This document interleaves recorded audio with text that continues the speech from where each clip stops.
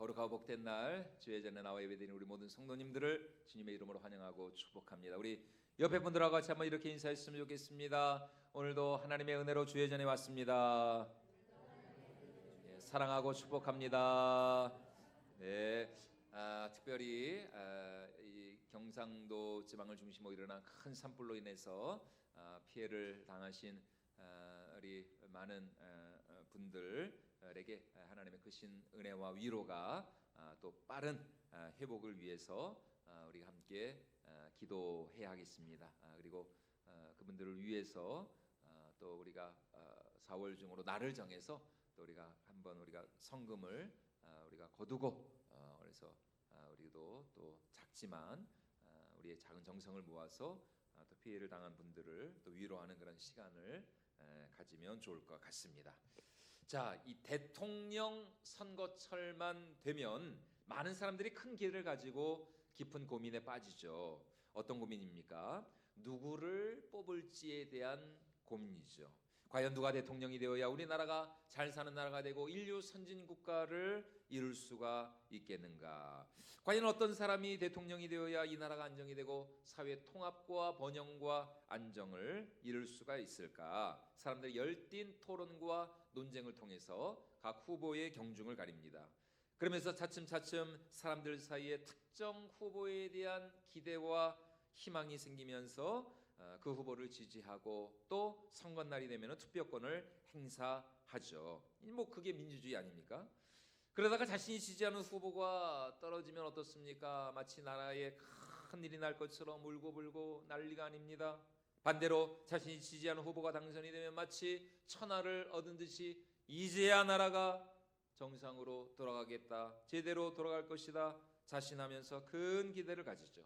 그러나 사람들이 오해하는 것이 무엇입니까? 대통령이 바뀐다고, 지도자 한 사람이 달라진다고 여러분 우리 삶의 근본적인 문제가 해결되는 것은 아니라는 것입니다. 과거 군사 독재 정권 시절에 어떻습니까? 그때는 모든 사람들이 야, 우리나라가 민주화만 되면은 정말 모든 것이 좋아지겠지, 다들 그렇게 생각을 했어요. 그런데 막상 민주화가 되고 나니까 이제는 사람들이 이제 와서 하는 말이 뭡니까? 이제는 오히려 그때가 더 좋았다는 것입니다. 예, 여러분 그래서 나온 노래가 뭡니까? 아, 옛날이요. 지난 시절 다시 올 수 없나? 다시 올 수 없죠. 지난 과거인데. 다시 말해 민주화가 됐다고, 지도자가 바뀐다고 해서 살기 좋은 세상이 되는 게 아니라는 것입니다. 그러니까 여러분 너무 이렇게 그냥 정치에 이렇게 빠지지 마십시오. 예, 예. 우리나라는 너무 이게 사람들이 이게 정치 어떤 이런 정치인에 대한 기대가 너무 큰 것 같아요. 그러니까 이렇게 그냥 진보와 보수가 이렇게 갈라지고 나눠가지고 이렇게 싸우고, 여러분 이거 안 좋습니다, 안 좋습니다. 여러분 정치에 기대하지 마세요. 하나님을 기대해야지 왜 우리가 정치인을 기대합니까? 자, 그러면은 경제가 발전한다고, 먹기 살기 편해졌다고 우리 삶이 좋아지겠느냐? 여러분 그것도 아닙니다. 그러면 뭐 좋은 대학 나왔다고, 양질의 교육을 받는다고 사람이 변화될까요? 당연히 그것도 아니죠. 한마디로 이 세상에 있는 그 어떤 것도 우리 인생의 근본적인 문제를 해결할 수가 없다는 것입니다. 다시 말해 이 땅에 있는 것들로는 절대로 이 땅을 사랑하는 인생들의 그 인간의 근원적 문제를 해결할 수가 없다는 것이죠. 그럼 무엇으로 해결할 수 있을까요? 과연 이 땅의 문제를, 이 땅을 사랑하는 우리 모든 인생들의 그 근원적 문제를 해결할 수 있는 방법은 어디에 있느냐? 그것은 바로 이 땅이 아닌 저 하늘에서부터, 위에서부터 진정한 도우심이 와야 한다는 것입니다. 지난주 영남지방을 중심으로 여러분 우리가 텔레비를 통해서 뉴스를 통해서 보지 않았습니까? 엄청난 정말 그야말로 괴물 산불이라고 이렇게 언론에서는 이야기를 하더라고요. 정말 그 괴물 같은 산불로 인해서 엄청난 정말 역대 최대의 이 인명 피해와 물적 피해가 발생하지 않았습니까? 그 거대한 산불이 온 산과 들과 마을들을 화마로 집어삼킬 때에 지상의 제한된 인력으로는 그 거대한 불길을 잡는데 한계가 있었어요. 그래서 많은 사람들이 무엇을 기다렸습니까? 저 하늘에서 제발 은혜의 단비 또 축복의 이 장대비가 쏟아지기를 얼마나 많은 사람들이 간절히 바라고 기원했는지 모릅니다. 그래야 그 괴물 같은 불길이 잡히고 산불이 진화될 수가 있으니까요.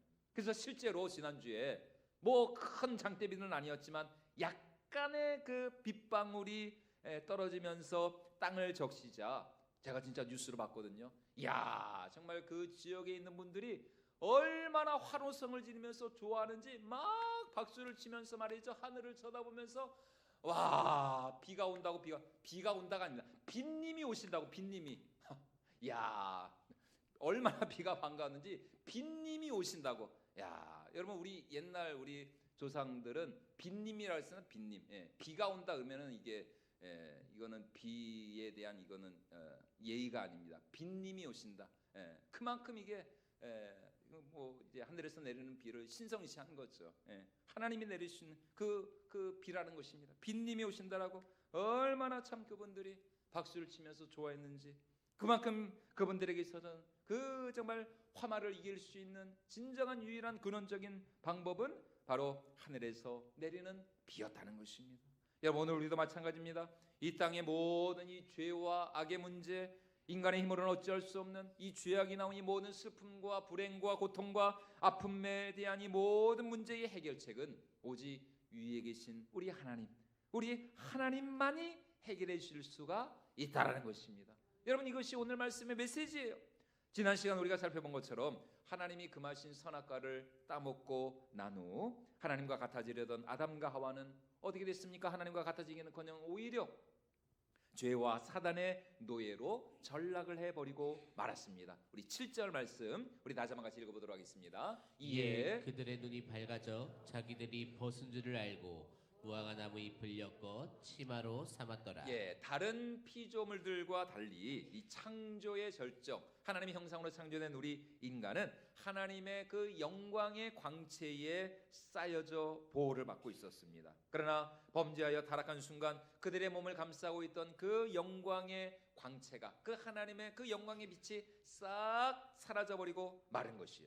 그러자 자신들의 몸이 벗었음을 알게 된 이 아담과 하와가 다급한 마음에 취한 행동이 무엇이었습니까? 그 근처에 있는 그 무화과 나무 잎을 따다가 그 잎을 엮어서 치마를 만들어서 자신들의 몸을 가린 것이요. 그리고는 하나님의 낯을 피해 숨어버리는 도망자 신세가 되어버리고 말았습니다. 우리 8절 말씀도 같이 한번 읽어보도록 하겠습니다. 8절입니다. 그들이 그날 바람이 불 때 동산에 거니시는 여호와 하나님의 소리를 듣고 아담과 그의 아내가 여호와 하나님의 낯을 피하여 동산 나무 사이에 숨은지라. 비록 사람은 범죄하여 타락했지만 하나님은 어떠셨어요? 여전히 그들을 부르셨습니다. 그들과 만나기를 원하셨어요.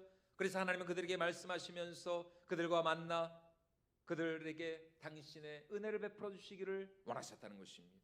다시 말해 불순종하여 타락했음에도 불구하고 하나님은 여전히 그들을 찾아와 주시고 만나 주시고 또 그들에게 말씀하시면서 당신의 은혜를 베푸시기를 원하셨다는 것입니다. 하지만 아담과 하와는 하나님 앞에 나아가지 못합니다. 도리어 하나님의 낯을 피해 숨어버리죠. 도망자 신세가 된 거예요. 그러나 동산의 주인이신 온 우주 만물의 창조주가 되시는 여호와 하나님의 낯을 피하여 숨어버릴 곳은 이 세상 어디에도 없는 것이죠. 그래서 우리가 잘 아는 말씀처럼 이 시편 139편 7절과 8절에서 시인은 이렇게 말씀합니다. 우리 같이 한번 읽어보도록 하겠습니다. 내가 주의 영을 떠나 어디로 가며 주의 앞에서 어디로 피하리이까. 내가 하늘에 올라갈지라도 거기 계시며 스올에 내 자리를 펼지라도 거기 계시니이다. 여러분, 이 세상 어느 곳도 어디에서도 하나님의 낯을 피할 수는 없다는 것입니다. 사실 타락하기 전까지만 해도 아담과 하와에게 있어서 하루 중 가장 즐겁고 또 행복하고 해피한 시간은 언제였느냐? 여호와 하나님을 만나 그분과 교제하는 시간이었습니다. 그는 하나님을 만나서 하나님을 예배하고 찬양하면서 하나님과 교제하는 이 시간을 하루 중 가장 영광스럽고 또 아름답고 의미 있는 그런 시간으로 여겼어요. 하지만 타락하여 범죄하고 난 후에 이제 어떻게 되었습니까? 하나님을 만나는 이 시간이 너무나 부담스러워, 너무나 두려운 시간이 되어버리고 말았습니다. 하나님의 말씀에 불순종하고 나니까 더 이상 하나님의 낯을 뵐 면목이 없는 거예요. 하나님을 만나기가 싫어요. 그분과의 만남이 너무나 부담스럽고 어색합니다. 그렇게 하나님과의 관계가 깨져버리자 그들은 더 이상 하나님을 신뢰하지도 않고 의지하지도 않습니다. 하나님을 몰아내버리고 하나님 없이 자기가 자기 인생의 자기 삶의 주인이 되려는 존재가 되고 말았던 것이죠. 자기가 자기 인생의 주인이 되고 왕이 되어서 이제 얼마든지 내가 내 힘으로 살아갈 수 있다라는, 그래서 만든 것이 무엇입니까? 무화과 나무 잎으로 만든 그 치마였다는 것이죠.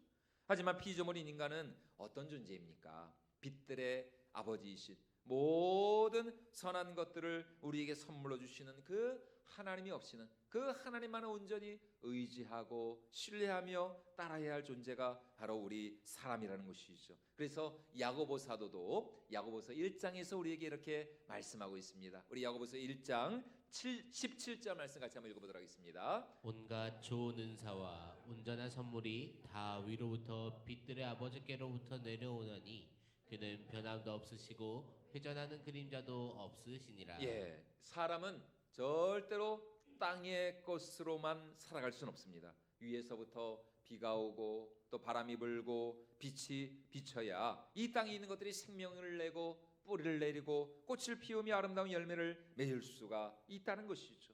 농부가 아무리 좋은 농기구를 준비하여서 땅을 개간하고 밭을 일구고 좋은 씨를 뿌리고 최고급 비료를 준다 할지라도 정작 위에서부터 뭐가 오지 않으면요, 비가 오지 않으면, 위에서부터 바람이 불지 않고 또 햇빛이 비추어지지 않으면 농부의 그 모든 수고와 고생과 노력은 다 허사가 될 수밖에 없다는 것입니다. 한마디로 이 땅의 모든 존재는 위에 계신 하나님을 철저히 의존할 수밖에 없는 그런 의존자.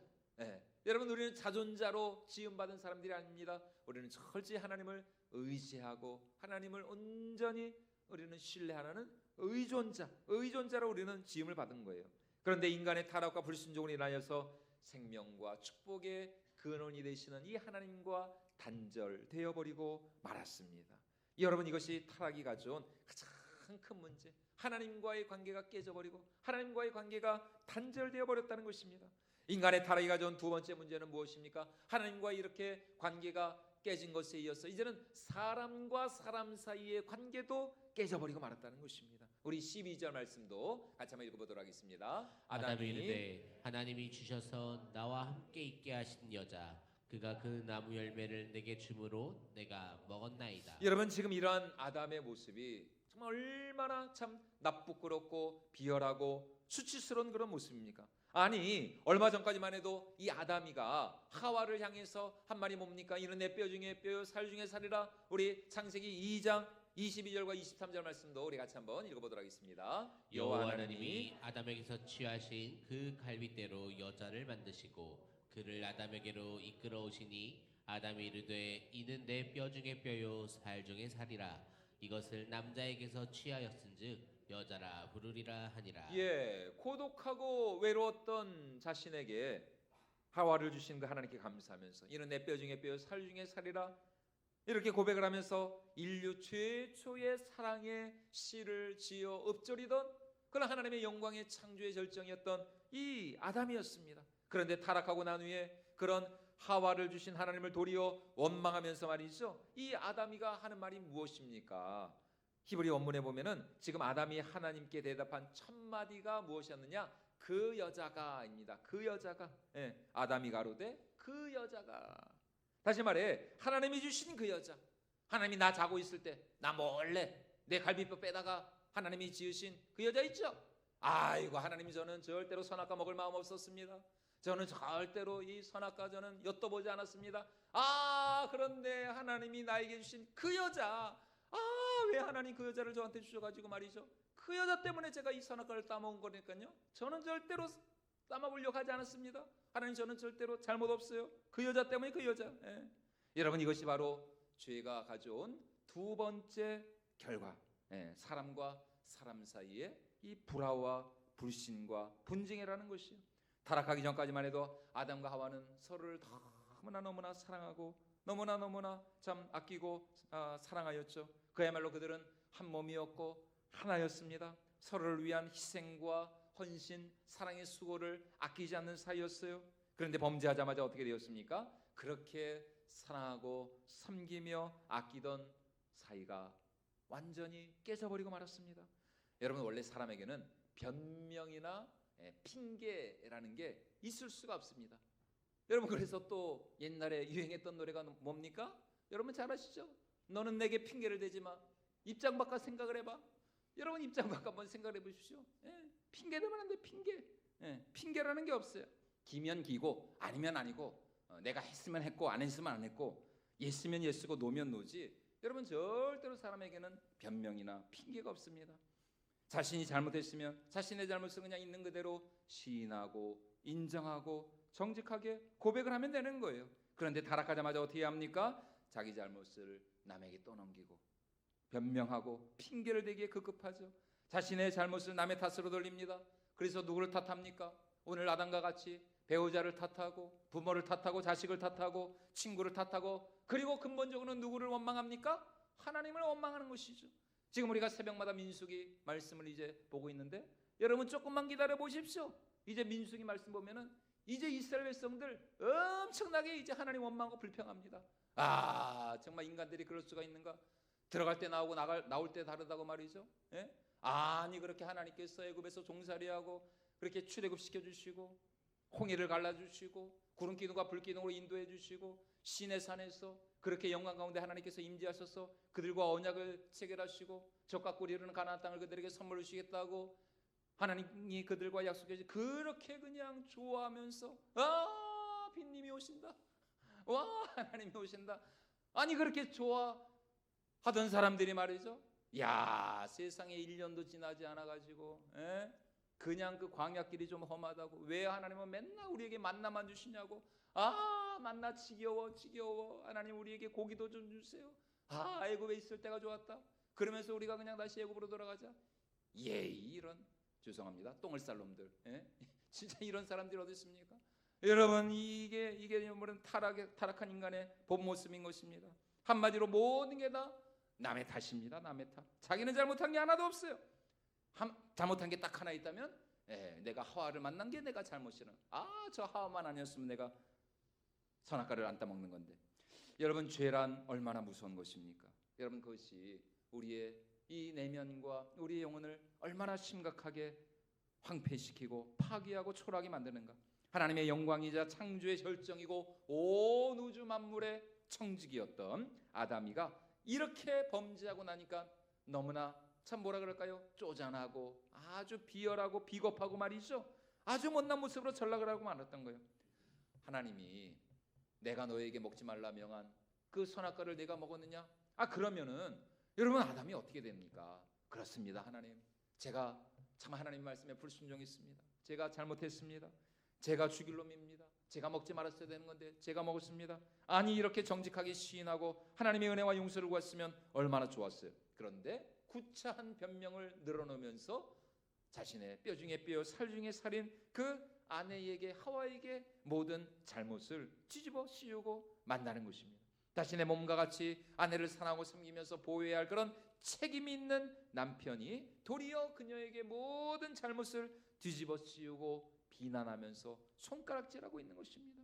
사랑하고 섬기며 또 이해하고 감싸주기보다는 오히려 미워하고 증오하면서 원망하는 것이죠. 이것이 인간의 타락이 가져온 가장 비참한 결과라는 것입니다.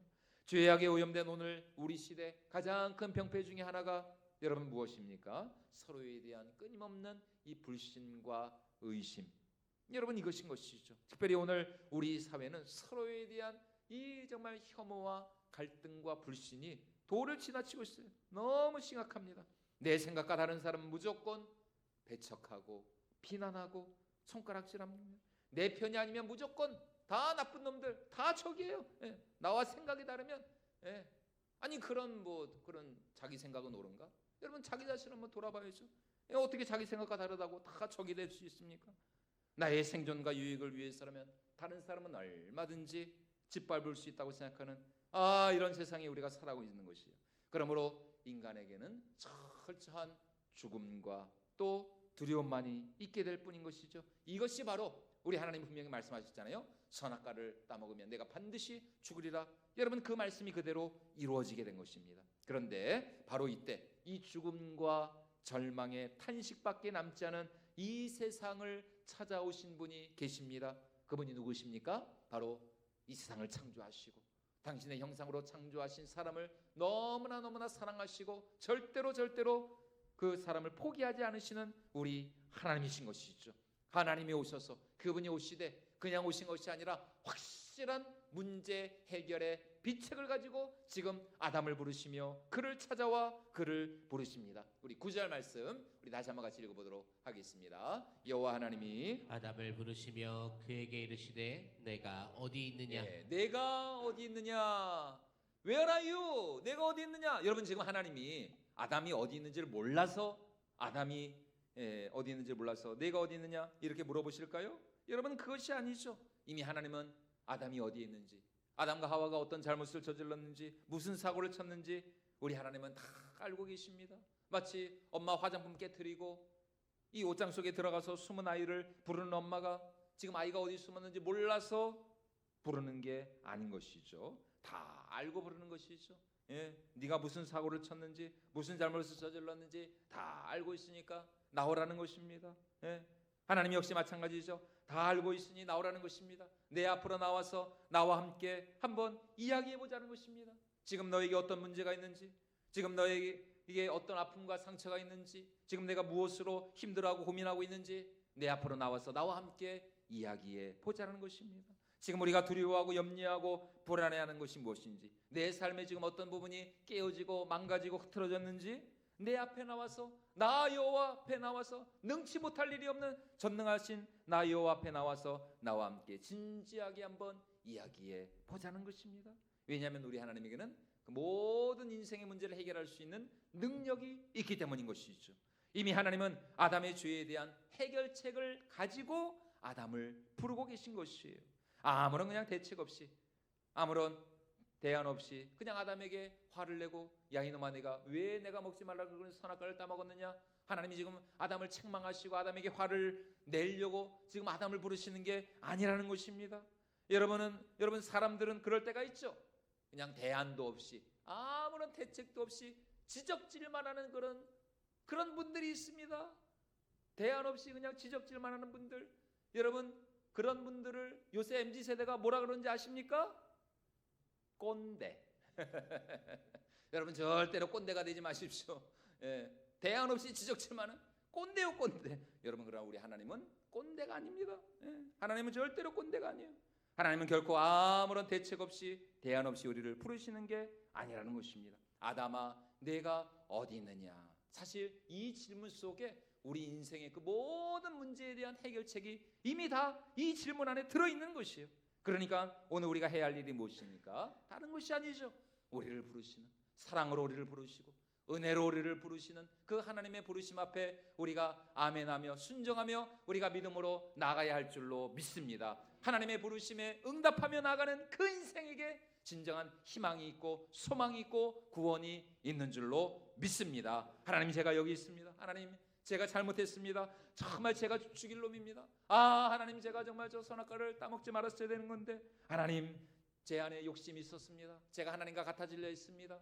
정말 제가 저 선악과를 따먹고 제가 정말 하나님을 제 삶의 자리에서 몰아내려 했습니다. 이제 하나님 아버지 제가 회개하며 주 앞에 나아가오니 주님 저를 용서하여 주시옵소서. 이렇게 하나님은 아담이 그분 앞에 나와서 자신의 모든 죄를 정직히 고백하며 회개하기를 원하셨던 것입니다. 여러분 이스라엘의 왕 다윗이 위대한 이유가 바로 여기에 있는 것이죠. 그가 하나님의 마음에 합한 자가 되고 이스라엘 모든 열왕의 기준이 된 이유가 무엇이냐? 그가 완벽하고 완전하고 죄를 하나도 안 지은 그런 무흠한 자였기 때문이 아니라는 것입니다. 오히려 우리가 잘 아는 것처럼 이 다윗은 자신의 충성되고 헌신된 그 신하 그 우리야 장군의 아내 밧세바를 범한 아주 나쁜 놈입니다. 간음죄를 저지른 인간이에요. 게다가 자신의 악행과 부정을 감추기 위하여서 이 우리야 장군을 그 대적들과의 그 전쟁터 맨 앞에 세워가지고 말이죠. 그 대적의 그 화살에 맞아 죽게 한 그런 살인죄를 저지른 아주 이 나쁜 아주 정말 죄질이 안 좋은 그런 사람이에요. 여러분 이런 악한 인간이 어떻게 하나님의 마음에 합한 자가 되고 어떻게 이스라엘 모든 열왕들의 기준이 되고 모범이 될 수 있었는가? 그것은 바로 그가 하나님의 그 책망 앞에, 부르심 앞에 그가 정직히 나왔기 때문이라는 것입니다. 하나님의 신탁을 받아 다윗 왕 앞에 온 나단 선지자가 그에게로 와서 한 가지 그 비유를 들어서 그를 책망하였을 때 다윗은 아담과 같이 발뺌하거나 부인하지 않았어요. 변명하지 않았습니다. 왕이시여, 당신이 그 사람입니다. 당신이 그 정말 하나밖에 없는 그 양새끼를 빼앗은 그 악한 그 잔인한 그 부자와 같은 사람이 바로 당신입니다. 바로 당신이 그 사람이라. 여러분, 이렇게 나단 선지자가 다윗의 악행을 고발했을 때 여러분, 이 다윗은 얼마든지 그 나단 선지자를 모함죄로 여러분, 자신의 악행을 고발하는 이 나단 선지자를 거짓 선지자로 몰아붙여서 얼마든지 그를 죽일 수가 있었습니다. 지금으로부터 3000년 전에 여러분, 고대 근동지방에서 왕은 그 자신이 법이고 나라고 국가입니다. 짐이 국가요. 여러분, 짐이 국가인 것이에요. 여러분, 그런 자신의 악행을 고발한 나단 선지자를 당연히 이 다윗이 죽일 수가 있었죠. 아니, 누가 지금 왕을 능멸하려는가? 누구인가? 누가 내 앞에서 왕을 고발하려 하는가? 여러분, 궁예 못 보셨습니까? 태조왕건? 옛날 거라 못 봤는데 누구인가? 누가 내 앞에서 기침을 내?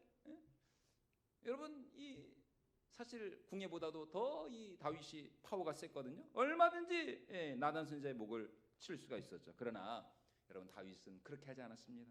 자신의 악행을 고발하면서 당신이 바로 그 사람이라는 이 선지자의 추상과 같은 그 책망 앞에 다윗은 무릎을 꿇고 철저히 회개하면서 하나님의 은혜와 긍휼을 구하였던 것이죠. 그리고 나서 그가 자신의 침상을 눈물로 적시면서 회개한 기도가 바로 그 유명한 시편 51편의 참회의 시입니다. 우리 시편 51편 1절로 3절까지 말씀 우리 같이 한번 읽어보도록 하겠습니다. 하나님이여, 주의 인자를 따라 내게 은혜를 베푸시며 주의 많은 긍휼을 따라 내 죄악을 지워주소서. 나의 죄악을 맑게 씻으시며 나의 죄를 깨끗이 제하소서. 물은 나는 내 죄가를 아오니 내 죄가 항상 내 앞에 있나이다. 여러분, 그렇다면 죄로 인하여서 죽을 수밖에 없는 이 연약한 인생에 대한 우리 하나님의 해결책은 무엇입니까? 그것은 바로 오늘 우리가 읽은 본문 15절 말씀처럼 여자의 후손이 이 땅에 오시는 것이었습니다. 우리 15절 말씀도 같이 한번 읽어보도록 하겠습니다. 내가 너로 여자와 원수가 되게 하고 내 후손도 여자의 후손과 원수가 되게 하리니 여자의 후손은 내 머리를 상하게 할 것이요 너는 그의 발꿈치를 상하게 할 것이니라 하시고. 지금 하나님은 사단과 여자가 서로 원수지간이 될 것이다 이렇게 말씀을 하시면서 장차 이 여자의 한 후손이 오게 될 것인데 그가 사단의 머리를 상하게 하고, 여기서 상하게 한다는 것은 완전히 그냥 박살을 내버린다는 것입니다. 완전히 깨부순다는 것이에요. 그리고 사단은 그의 발꿈치를 상하게 할 것이다. 다시 말해, 비록 사단이 여자의 후손에게 약간의 데미지를 주겠지만 여자의 후손으로 오실 그 사람, 그 메시아, 그분은 사단이 가져온 그 모든 죄와 사망의 권세를 완전히 박살내고 깨트릴 것이라 약속을 하십니다. 그래서 바로 이때부터 아담과 하와 이래 모든 사람들은 여자의 후손으로 이 땅에 오셔서 모든 인생들을 구원할, 죄와 사망의 권세로부터 구원하실 그 여자의 후손 메시아를 기다리게 되었던 것입니다. 여러분, 그 메시아가 누구십니까? 바로 하나님의 독생자, 하나님의 아들 예수 그리스도이신 것이죠. 그래서 구약 성경의 모든 역사는 여자의 후손으로 이 땅에 오실 하나님의 아들을 고대하는 역사였습니다. 그리고 구약 성경에 나오는 모든 믿음의 사람들은 이 메시아를 기다리는 사람들이었던 것이죠. 그들은 메시아를 기다리는 그 믿음으로 말미암아 그 구약의 모든 믿음의 사람들은 구원을 받은 것이요. 그래서 예수 그리스도께서 태어나시기 약 700여 년 전에 이사야라는 이 선지자는 우리 모든 허물과 죄악을 대신 지고 하나님의 어린 양이 되어서 십자가에 못 박히실 예수 그리스도를 바라보면서 이렇게 예언을 하였습니다. 우리 이사야 53장 우리 5절과 6절 말씀 같이 한번 읽어보도록 하겠습니다. 그가 찔림은 우리의 허물 때문이요 그가 상함은 우리의 죄악 때문이라. 그가 징계를 받음으로 우리는 평화를 누리고 그가 채찍에 맞음으로 우리는 나음을 받았도다.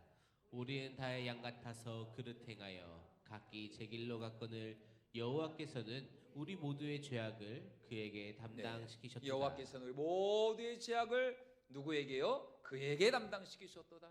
이것이 바로 아담과 하와 일의 모든 인생의 그 근원적 문제에 대한 우리 하나님의 해결책이었습니다. 여호와께서는 우리 모두의 죄악을 그에게 담당시키셨도다. 사랑하는 여러분, 오늘도 하나님은 예수 그리스도 안에서 우리를 부르시고 우리와 만나기를 원하시는 줄로 믿습니다. 여러분, 그리스도의 십자가 그리고 그의 부활이야말로 우리 인생의 그 모든 근원적인, 내가 내 힘으로 어찌할 수 없는 그 모든 근원적인 근본적인 문제에 대한 진정한 해결책이 바로 예수 그리스도의 십자가라는 것입니다. 여러분, 그래서 우리 예수님 모든 인생의 그 슬픔과 아픔과 그 문제에 대한 완전한 해답을 가지시고 마태복음 11장 28절에서 우리 예수님이 우리에게 어떻게 무엇이라고 말씀하십니까? 수고하고 무거운 짐 자들아 다 누구에게 오라고요? 내게로 오라, 내게로 오라. 우리 마태복음 11장 28절 말씀 같이 한번 읽어보도록 하겠습니다. 수고하고 무거운 짐진 자들아 다 내게로 오라. 내가 너희를 쉬게 하리라. 내가 너희를 쉬게 하리라. 여러분, 하나님이 우리를 부르시는 이유가 무엇입니까? 왜 하나님이 우리를 만나기를 원하십니까? 왜 하나님이 우리를 지금도 찾아오시고 우리 이름을 부르시냐? 우리에게 진정한 평안과 안식과 쉼을 주기 위하여서. 다 내게로 오라. 내가 너희를 뭐하게 한다고요? 쉬게 하리라, 쉬게 하리라. 여러분, 우리 인생의 진정한 평안과 안식과 위로와 참된 쉼은 오직 예수 그리스도 그분 안에 있는 줄로 믿습니다. 왜냐하면 그분께서 우리 모든 허물과 죄악을 대신 지시고 십자가에 못 박혀 죽으셨을 뿐만 아니라 사흘 만에 부활하심으로 말미암아 우리 모든 믿는 자들의 부활의 첫 열매가 되셨기 때문인 것이죠. 그러므로 우리 인생의 유일한 길과 또 진리와 생명이 되시는 예수 그리스도 안에서 여러분, 우리가 정말 우리 일평생 오직 우리 주님 안에서 참된 평안과 안식과 쉼을 누릴 수 있기를 주님의 이름으로 축원을 드립니다. 사순절 기간인 이 새로운 이 한 주간도 정말 우리가 날마다 생명의 주님을 바라보면서 주님의 부르심에 아멘으로 우리가 화답하고 그분 앞에 나가서 절대로 우리는 하나님 앞에 오늘 아담과 하와처럼 숨지 말고 도망치지 말고 하나님이 부르실수록 더 하나님의 부르심에 아멘으로 화답하며 주님께 나아가서 하나님이 우리를 위하여 예비해 놓으신 풍성한 은혜와 축복과 생명을 마음껏 받아 누릴 수 있는 저와 여러분들이 모두가 될 수 있기를 주님의 이름으로 축원을 드립니다.